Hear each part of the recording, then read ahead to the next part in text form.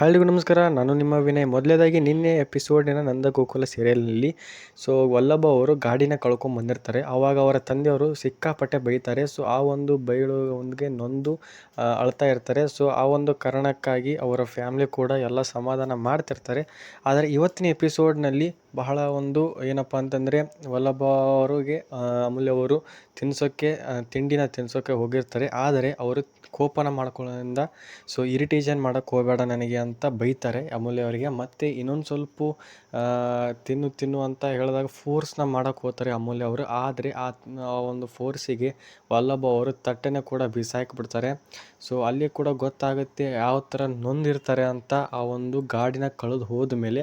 ಅವರು ತಂದೆನೂ ಕೂಡ ಹೇಳಿರ್ತಾರೆ, ನನ್ನ ಗಾಡಿ ಏನು ಕಂಡಿರಲ್ವ ಹೊರಗೆ ಹೋಗೋತ್ನಾಗೆ. ನನ್ನ ಗಾಡಿನ ತೊಗೊಂಡು ಹೋಗಬೇಕಾಗಿತ್ತು, ಇಷ್ಟು ಎಲ್ಲ ಕಷ್ಟಪಟ್ಟು ನಿನಗೆ ಗಾಡಿನ ಕೊಡಿಸಿದ್ದೀನಿ, ಎದಕ್ಕೆ ನೀನು ತೊಗೊಂಡೋಗಿದ್ದಿಲ್ಲ ಅಂತ ಸಿಕ್ಕಾಪಟ್ಟೆ ಕೋಪದಿಂದ ಬೈತಾರೆ.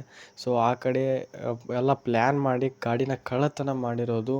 ಆವಾಗ ಅವರಿಗೆ ಕೂಡ ಖುಷಿಯಾಗಿರುತ್ತೆ. ಆದರೆ ಈ ಕಡೆ ಬಹಳ ಕೋಪ, ಬಹಳ ಒಂದು ಅಸಮಾಧಾನ ನಂತರ ಇರುವಂಥ ವಲ್ಲಭ ಅವರು ಬಹಳ ಇರಿಟೇಷನ್ ಆಗ್ತಿದೆ ಅಂತ ಅವರ ತಟ್ಟೆಯನ್ನು, ಊಟ ಮಾಡೋ ತಟ್ಟೆಯನ್ನು ಬಿಸಾಕಿಬಿಡ್ತಾರೆ. ಬಹಳ ಅಂದ್ರೆ ಬಹಳ ಒಂದು ಕೋಪ ಆಗಿರುತ್ತೆ. ಭಾಳ ಅಳ್ತಾ ಇರ್ತಾರೆ. ಅವ್ರ ಫ್ಯಾಮ್ಲಿ ಕೂಡ ಬಹಳ ಎಷ್ಟೇ ಪ್ರಯತ್ನ ಮಾಡಿದರೂ ಕೂಡ ಅವರಿಗೆ ಅಸಮಾಧಾನ ಮಾಡೋಕ್ಕಾಗಲ್ಲ. ವಲ್ಲಭ ಅವರು ಒಂದು ರೂಮ್ನಲ್ಲಿ ಒಬ್ಬರೇ ಕೂಡ ಅಳ್ತಾ ಇರ್ತಾರೆ ಮತ್ತು ಬಹಳ ಅಂದ್ರೆ ಭಾಳ ಅಸಮಾಧಾನ ಆಗಿರ್ತಾರೆ. ಅದಕ್ಕೆ ಇವತ್ತು ಪೂರ್ತಿ ಕ್ಲಾರಿಟಿ ನೋಡಬೇಕಪ್ಪ ಅಂತಂದರೆ ಇನ್ನೊಂದು ಪ್ರೋಮೋನ ಬಿಡ್ತಾರೆ, ಅದನ್ನು ಕೂಡ ಹೇಳ್ತೀನಿ ಅಂತೆ.